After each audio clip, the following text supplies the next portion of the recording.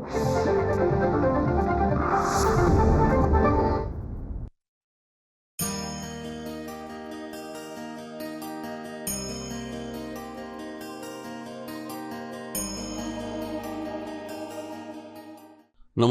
आजच्या मनमोकळे शब्दयात्री या कार्यक्रमामध्ये लेखक, संपादक, उद्योजक, अर्थशास्त्रज्ञ, मुद्रणतज्ञ जयराज साळगावकर आलेले आहेत. नमस्कार जयराजजी. नमस्कार. नुकताच राष्ट्रीय प्रचार सभेचा हा भाषा सेतू सन्मान मोठा पुरस्कार मिळाला आणि माजी राज्यपाल आपले कोश्यारी साहेब त्यांच्या हस्ते तुम्हाला तो प्रदान करण्यात आला. त्याबद्दल अभिनंदन आमच्या सर्व प्रेक्षकांतर्फे सुद्धा. जयराजजी यशवंतराव चव्हाण प्रतिष्ठानचे कार्यकारिणी सदस्य आहेत आणि जागतिक मराठी अकादमी जी मराठी भाषेसाठी आणि मराठीपणासाठी जगभर काम करते अशा संस्थेचे सरचिटणीस आहेत. आणखी त्यांची खूप पदं आहेत, पण त्यांचं काम जे महत्त्वाचं आहे आणि अर्थशास्त्र तुम्ही हे तुमचा अतिशय आवडीचा विषय आहे. आता 22 पुस्तकांपैकी सगळ्यांवरच आपल्याला बोलता येणार नाही, पण तुमचं जे गाजलेलं पुस्तक आहे पैसा आणि मध्यम वर्ग आणि दुसरं अर्थशास्त्रासंबंधीचं पुस्तक गांधी आणि आंबेडकर यांचा अर्थविचार. तर मला ह्या 2 पुस्तकांबद्दल विचारायचं आहे तुम्हाला. आणि मुख्य प्रश्न असा आहे, बिटकॉईन हे तुमचं महत्त्वाचं पुस्तक आहे, ते कधी आलं आणि कसं आलं? बिटकॉईन हे पुस्तक 2016 साली प्रसिद्ध झालं. जेव्हा ते लिहिलं तेव्हा मी मोठ्या टीकेला पात्र झालो. हे जुगारावरचं पुस्तक आहे, हे कशाला आहे, अमेरिकन हस्तक आहे हा वगैरे. पण आज बिटकॉईन हे जगाच्या इथे सगळ्या अर्थव्यवस्थांना व्यापून राहिलं आहे आणि त्याच्यापेक्षा मोठं आहे.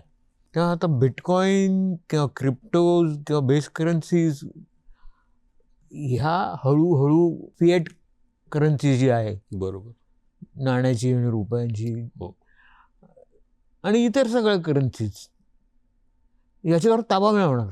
बरं, हे उघड आहे आणि ऑलरेडी त्यांनी मिळवलं आहे. म्हणून बिटकॉईन एवढं व्हॉलटाईल आहे. ते व्हॉलटाईल आहे याचा अर्थ ते प्रचंड वादळ चालू आहे, खळबळ चालू आहे आणि ते बिटकॉईनशी लढा देत आहेत अनेक सिस्टम्स सर्वाईव्ह होण्यासाठी, पण त्या होणार नाहीत. अर्थात मी इथे बिटकॉईन प्रमोट करत नाही, लोकांना मी सांगत नाही त्यात पैसे घाला म्हणून, कारण तुमचा 200 कोटीचा पोर्टफोलिओ असेल तरच तुम्ही पैसे घालू शकता असं माझं मत आहे. एवढं मोठं रिस्क आहे त्याच्यात. पण त्या वाटेने क्रिप्टोच्या वाटेने जग सरकत चाललंय आणि त्याला बॅलन्स करायला सोनं हे नेशन्स सोनं घेत आहेत, कारण अनसर्टनिटी बॅलन्स करायला लागेल ना कुठेतरी. आणि कोणालाच माहित नाही हे कुठे जाणार आहे. त्यात AI नावाचं एक पिल्लू आलंय. ते काय करतं, तेच विचारणार होतो. ते काय करतं, मनी मार्केट्सनं ते कसं हँडल करतं हे करणं कठीण आहे. आणि सेंट्रल बँक्स ज्या आहेत जगातल्या, सगळ्यात मोठी फेड आहे. आज फेडने पैसे टाकले बँकांमध्ये, अमेरिकन बँकांमध्ये. फेड खेळवते जगाची अर्थव्यवस्था. तर यांचा सगळ्यांचा संगम होऊन काय व्हायचं ते होईल. काय होईल काय सांगता येत नाही. पण जुनी सिस्टम गेली फिएट करन्सीची किंवा सेंट्रल बँकेची, तेव्हा सरकारचा कंट्रोल गेला, सॉव्हरेनिटी गेली. हा फार मोठा भाग आहे त्याचा. पण समाव सरकार याच्या विरुद्ध लढत नाही आहेत. सरकार याला पाठिंबा देत आहेत, कारण त्यांच्या पदरी बरंच काही आहे. उदाहरणार्थ डेट, अमेरिकेचा 42 ट्रिलियन डॉलर्सचा डेट आहे. तो अमेरिका क्रिप्टोज वापरून आणि बेस कॉइन्स वापरून आणि इतर करन्सीज क्रिप्टो करन्सीज वापरून बॅलन्स करायला बघते. तर त्यांना त्यात कितपत यश येतं नाही येत माहीत नाही. हे चालू असताना एकीकडे गरिबीची दरी वाढत चालली आहे, विषमता तर आहे आणि श्रीमंत लोक अधिक श्रीमंत होत आहेत. तर बँकांची कर्ज काढायची, पळून जायचं वगैरे हे पण चालू आहे, बरोबर. तर हा जो मध्यमवर्गीय आहे, मध्यम वर्ग आपण ज्याला म्हणतो, त्याचं भविष्य काय राहील तुम्हाला काय दिसतंय? पैसा आणि मध्यमवर्ग तुम्ही लिहिलेलंच आहे पुस्तक. त्याचं काय भविष्य वाईट होईल असं काय मला वाटत नाही. कारण त्याच्याकडे बुद्धी आहे, त्याच्याकडे कुटुंब आहे, त्याच्याकडे जबाबदारी आहे आणि एस्टॅब्लिशमेंटला त्याची गरज आहे. तुम्ही कितीही म्हटलं तरी शेवटी चालवणार कोण? मध्यमवर्गच. तोच चालवणार ना. हो हो. श्रीमंत वर्गाच्या मानाने तो कमी श्रीमंत होईल, तो मॅग्निट्यूड त्याला मिळणार नाही.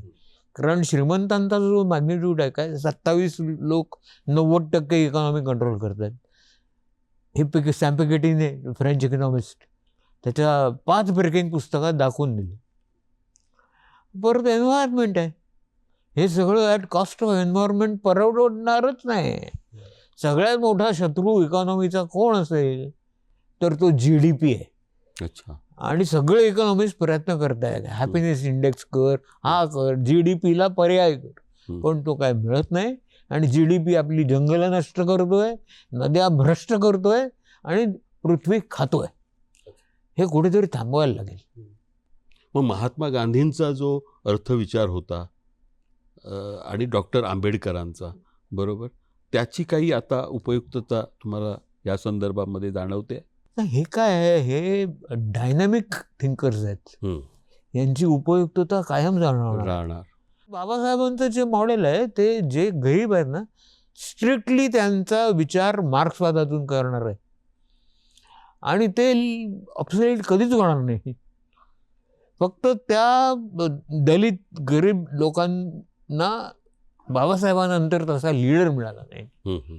जसं महात्मा गांधींनंतर नेहरूंसारखा नेतृत्व उभं राहिलं, पटेल होते, मोठे मोठे नेते काँग्रेसमध्ये होते, तसं दलितांना बाबासाहेबांनंतर दुर्दैवाने त्यांच्या इतका किंवा त्यांच्या 5% म्हणेन मी कोणी मिळालंच नाही. त्यामुळे तसं जर का नेतृत्व उभं राहिलं तर ती प्रचंड शक्ती आहे आणि डिमांडिंग शक्ती आहे. हा संवाद यापुढे असाच चालू ठेवूया जयराज साळगावकर यांच्याशी. तोपर्यंत थोडीशी विश्रांती.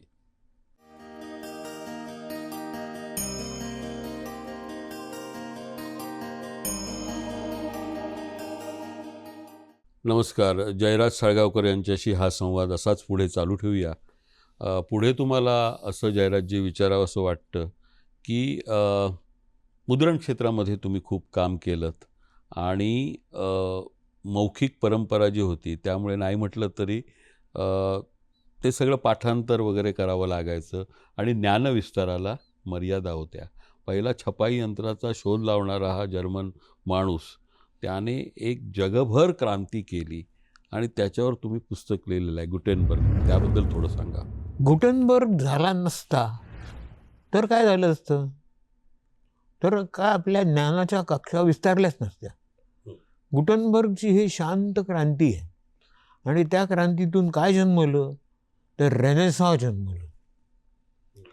युरोपमध्ये रेनेसॉन्स जन्मलं आणि एक लोहार काय करतो दुसऱ्याला कळायला लागलं, एक सोनार काय करतो, स्किल्सची एक्सचेंज म्हणजे, आणि त्यातून व्हॅन गॉग सारखा कलाकार निर्माण झाला. हो हो. चित्रकार निर्माण झाले, संगीतकार निर्माण झाले. नंतर एकाहून नंतर एक पुस्तकं येत राहिली, वृत्तपत्र निघाली आणि दैनिक वृत्तपत्र निघाली आणि त्यातून लोकांना कळायला लागलं कुठे प्रगती होते, कुठे अधोगती होते, कुठे विकास होतो, कुठे खून होतात. आणि लोकांना राज्य करताना जबाबदार धरता येऊ लागलं. त्यामुळे ते गुटेनबर्ग गॅलेक्सी नावाचं पुस्तक आहे. होय. त्याच्यावरून मी हे पुस्तक लिहिलं, प्रेरणा घेतली. बरोबर. मॅक्लुहानचं. बरोबर. त्यामुळे तो गुटेनबर्गच्या आधीचं जग आणि नंतरचं जग, होय, ही वेगळी जग आहे, वेगळी जग आहे. आणि माहितीचा प्रसार झाल्यावर मग पुढे रेडिओ आला, TV आला, इंटरनेट आलं. या सगळ्या गोष्टी गुटेनबर्ग गॅलेक्सीनुसारच होत आहेत आणि गुटेनबर्ग गॅलेक्सीमध्ये हे त्यांनी सांगितलंय असं असं असं असं होणार आणि शेवटी ते कंट्रोल होणार नाही. कंट्रोलच्या बाहेर. आज इंटरनेट आज कंट्रोलच्या बाहेर आहे. डिजिटल कोणी काय करू शकत नाही, ते स्वतंत्र सगळे उभे आहेत. मग तो जो वृत्तपत्रांचा प्रभाव होता विशेषतः, तो आता कमी झालेला जाणवतोय? नाही, वृत्तपत्राचा प्रभाव आणि तो होणार नाही कमी. मला नाही वाटत जवळच्या नजीकच्या भविष्यात होईल. व्हॉट्सॲपवर किंवा इंटरनेटवर ज्या गोष्टी येतात त्या सवंग असतात आणि त्या खूप येतात. यात सर्वात महत्त्वाचा भाग आहे ना, तो संपादन हा आहे.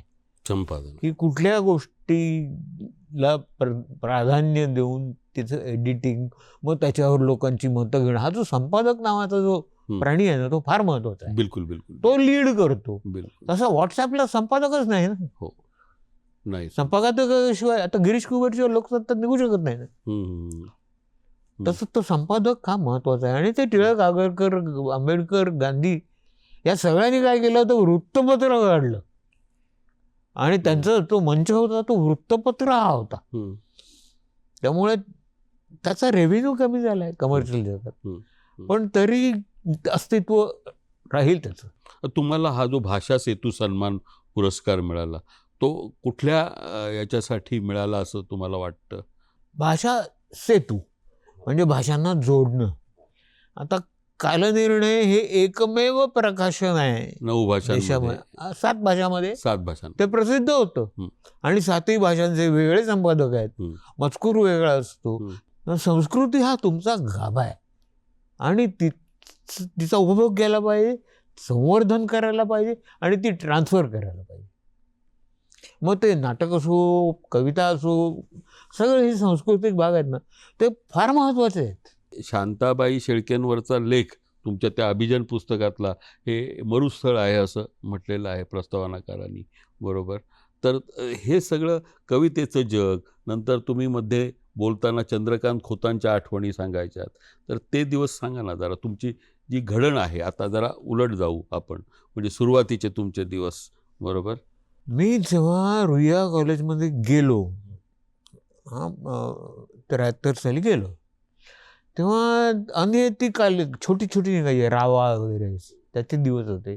त्यात कविता यायच्या. नामदेव ढसाळ नावाचं एक वादळ घोंगावत सुटलेलं होतं, बरोबर. नारायण सुर्वे मॅच्युरिटीला आले होते, खोत लिहित होते. गुरुनाथ धुरी हा एक हळवा कवी, बिलकुल, आणि इंटेन्स कवी. सदानंद रेगे, वसंत बापट, मंगेश पाडगावकर, असे दिग्गज कवी हा मराठीमध्ये होते. त्यांचे कविता वाचनाचे कार्यक्रम होत होते. मी तेव्हा मराठात होतो कामाला. तेव्हा मराठामध्ये शीर्षस्थायी दर महिन्याला एक कवी संमेलन घ्यायचा. बरं. ते नारायण पेडणेकर नावाचे कवी होते, ते स्फोट करायचे, स्ट्रीट पोएट्री. रकरू जोशी होते, असे अनेक कवी तिथे यायचे आणि मलाही तिथे कविता वाचायला मिळायची. अरे वा. त्यामुळे मराठी संस्कृतीमध्ये कवितेचं अंग हे खूप तगडं होतं. गदी माडगुळकरांसारखा कवी होता, तो चित्रपटाची गीते लिहिले. राजा बडे होते, किती नावं घेऊ. तुम्हाला पण गिर्यारोहण वगैरे तुमचं त्यावेळी पण चालू होतं ना? हो, छंद तुमचा. आम्हाला रेगे, सदानंद रेगे इंग्लिश शिकवायला जे होते, एक 4 वाक्य ते पुस्तकातली वाचायचे, मग ते पुस्तक खाली ठेवायचे, मग त्यांचं बोलणं चालू व्हायचं. ते एकदा म्हणाले, ते बाहेर बोर्ड बघा, माहुलीला चाललेत, जा पर्वतात जा, वगैरे वगैरे. मला वाटतं सर पण येतील, म्हणून मी गेलो. सर काय आले नाहीत, पण माझ्या जीवनात एक नवीनच चॅप्टर चालू झाला. आणि विद्यापीठाने, मुंबई विद्यापीठाने मला जेवढं शिकवलं त्यापेक्षा अनेक पटीने जास्त मला गिर्यारोहणाने शिकवलं. मी हिमालयापर्यंत जाऊन आलो. अरे वा. आणि ते अनुभव विश्वच वेगळा आहे. म्हणजे तुम्ही मृत्यूच्या सावलीत कायम चालत असता, तुमची मानसिकता बदलते. एकदा झोपडीत आम्ही झोपलो होतो, रस्त्यावर. सकाळी उठलो तर छातीवर एक कोंबडा होता आणि तो क करत. अरे वा वा. एका कोपऱ्यात एक म्हस होती, दुसरीकडे शेळी होती, मध्ये त्याची चूल होती. आता हा अनुभव घेतल्याशिवाय तुम्हाला आदिवासी म्हणजे काय, ग्रामीण भारत म्हणजे काय कळणारच नाही ना. पण तुम्ही साळगावचे, गोव्यातले, बरोबर? आता तिथे साडीचं म्हणजे शेती, भात शेतीचं सगळं तो गाव, बरोबर? पोर्तुगीजांच्या आधीपासून साळगाव हे भारतात होतं असं तुम्ही म्हटलेलं आहे. संपन्न होतं, बरोबर आहे. ते साळगाव, मालवण ह्याच्याबद्दल सुद्धा तुम्ही, आणि मालवणी बोलीबद्दल तुमचे ज्योतिर्भास्कर साळगावकर तर खूपच त्यांना प्रेम होतं, तुम्हालाही आहे. त्याबद्दल थोडं सांगा ना. कोकण प्रेम तुमचं आणि गोवा प्रेम. कोकण हे जे समुद्र किनाऱ्यालगतचे जे भाग आहेत ना, ते अत्यंत संपन्न आहेत. ते लोकांना काय करायला लागत नाही. गरिबी आहे ना असं नाही, पण माझे आजोबा ते वैद्य होते आणि परसामध्ये जे काय पिकायचं ना, नारळ, पानं खायची, पपई, केळी, हे विकून त्यांचा उदरनिर्वाह चालायचा. त्यामुळे त्यांच्याकडे वेळ भरपूर असतो गजाली करा. गजाली. खायचे तुमचे खूप लाड होतात, मासे मिळतात, हं. आणि तसे मासे कुठेच मिळत नाहीत, ते कोस्टलाईन कारवारपर्यंत. त्यामुळे एक प्रकारची संपन्नता आहे आणि एक प्रकारची तिथे सृजनशीलता आहे. तुम्ही आपले मराठीतले कवी खानोलकरांपासून पाडगावकर, करंदीकर, विंदा करंदीकर, हे सगळे त्या कसे काय लेखक, पत्रकार, या सगळ्या फॅकल्टीज आहेत. मामा वरेरकर नाही का? मामा वरेरकर आमच्या समोरचं घर होतं त्यांचं. त्यामुळे ती जी दळवी, जयवंत दळवी, कांट फरकट दळवी, प्रश्न, आणि त्यांच्या ते कोकणच्या माहोलवरच सगळ्या कादंबऱ्या आहेत. तर त्या बॅकड्रॉपवर ना कोकण उभा आहे. आजही तिथे कविता होते, लोक साहित्य होतं. मुंबईचे गॅझेटियर हे तुम्ही खूप कष्टाने सिद्ध केलं पुस्तक, पण त्याला मला वाटतं 10 वर्ष झाली ना? हो, 10 वर्ष झाली. हां, आता मला सांगा ह्या पुस्तकाचा काय ते तुम्हाला करावंसं का वाटलं, हा एक प्रश्न. आणि पुढे काय? मुंबई खूप बदलली ना आता. 2026 साली ती मुंबई नाही राहिलेली. मुंबई रोज बदलते, रोज बदलते. क्या बात आहे. आणि जेराल्ड ऑन्जियरने मुंबई जी स्थापन केली, कारण महाराजांनी तिकडे सुरतवर हल्ला केला, पण त्याच्या लक्षात आलं की हा माणूस काय युद्ध करणार नाही, सुरतेला जाऊन हे वसुली करणार, म्हणून त्यांनी मुंबई सरकारला सांगून, म्हणजे ब्रिटिश सरकारला सांगून भूभाग घेतला आणि ते सुरू केले. पहिलं त्यांनी पोलीस दल निर्माण केलं, भंडारी मिलिशिया. हे सगळे भंडारी कोकणातले होते आणि ते बळकट, त्यांच्याकडे ताकद वगैरे वगैरे, म्हणून पोलीस केले त्यांचे. तर तेव्हापासून ती रोज बदलते आणि रोज बदलत राहणार. आणि मुंबई हा कोकणचाच भाग आहे जिओग्राफिकली. त्यामुळे कोकणची त्यांची जी नाळ आहे ती मुंबईची काही सुटणार नाही. अनेक गोष्टी आहेत ज्या इथे होतात आणि त्याला एक कोकणी माणसाचं बळ आहेच, पण संत साहित्याची बॅकग्राऊंड पण आहे. त्याच्याकडे आपण येतच आहोत. आणि तुम्ही नाथपंथावरती खूप सुद्धा काम केलं आहे, पुस्तक तुमचं आहे, तर त्याबद्दल पुढे संवाद चालू ठेवूया. तोपर्यंत छोटीशी विश्रांती.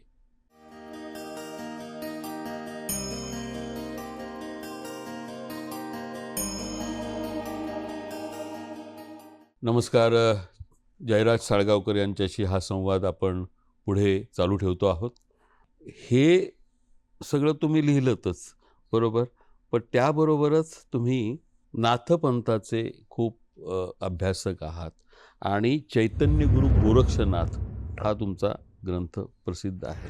त्याच्यामध्ये तुम्ही 3 प्रकरणं केलेत. तर ही जी सगळी हठयोग आणि सगळा जो भाग आहे, त्या विषयाचं आकर्षण तुम्हाला कसं निर्माण झालं आणि याच्यावर लिहावंसं का वाटलं? मला लहानपणापासून ज्ञानेश्वरांबद्दल खूप आकर्षण आहे आणि मी अजूनही रोज ज्ञानेश्वरीच्या काही गोव्या वाचतो. त्यांना एक वेगळ्या प्रकारची ऊर्जा मिळते. त्यांचे गुरु निवृत्तीनाथ आणि ते ज्ञाननाथच आहेत, म्हणजे ते नाथपंथीच आहेत. आणि नंतर ते वारकरी पंथाकडे ते वळले, ती वेगळी कथा आहे. तर त्याच्यातून हा नाथपंथ काय आहे याचा अभ्यास करताना मला गोरक्षनाथ हे त्यातला केंद्रबिंदू आहे हे लक्षात आलं. त्यांच्या रचना, तो कवी पण आहेत ते. मग नेपाळमधला त्यांचा संवाद, मग नेपाळमध्ये पाऊस पडणे, शून्यगड शहर कुमारजी गातात ते, ती गोरखनाथांचीच रचना आहे.